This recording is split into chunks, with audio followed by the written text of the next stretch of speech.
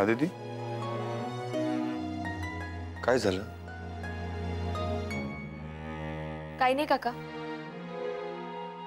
दाभोळकर सरांनी दिलेलं गिफ्ट मी त्यांना घालून दाखवलं. अच्छा, म्हणजे अविनाश सरांनी आणलेलं? हो. आदिती मॅडम, तुम्हाला अविनाश सरांनी बोलवलंय लगेच.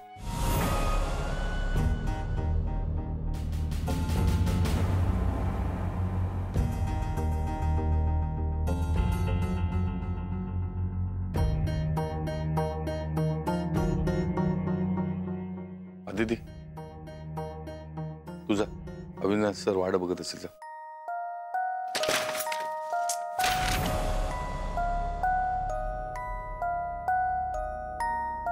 रजनी, काय झालं?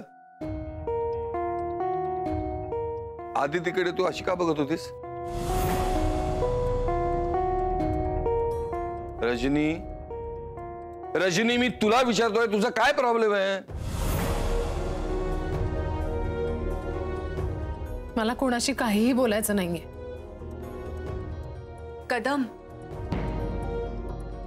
आता तिच्याशी काही बोलू नका. तिचा मूड आधीच ठीक नाहीये. अरे, म्हणजे ही जेव्हा लोकांशी भांडते तेव्हा त्यांच्या मूडचा विचार करते ही? रजनी, अहो, काय केलं तुम्ही? मी सांगितलं होतं ना तुम्हाला आता तिच्याशी बोलू नका म्हणून.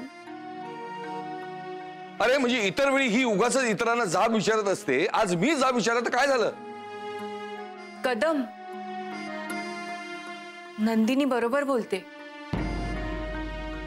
तुम्ही उगाच बोललात तिच्याशी. आता काय झालंय तिला काय माहित. खरं तर नवीन प्रोजेक्टची साईट बघून आल्यापासूनच जरा विचित्रच वागतीये ती. साई प्रसाद, तूच गेला होतास ना तिच्या बरोबर? तू तर काही बोलला नाहीस ना तिला? मला काही येड लागलंय का? जाताना बरोबर होत्या, त्या व्यवस्थित होत्या, आणि येताना मी आणि आदित्य मॅडम एकत्र आलो ना. जय बरोबर होते, त्या जयला माहित असेल, त्याला विचारायला पाहिजे. नको नको, ऐका, आता तिच्याशी प्लीज कुणीही काहीही बोलू नका. काय तिचा हल्ली मूड सतत बदलत असतो. झटक्यात चिडते, झटक्यात रडते. काय झालंय या पोरीला कुणास ठाऊक. नका बोलू कोणी काही तिच्याशी.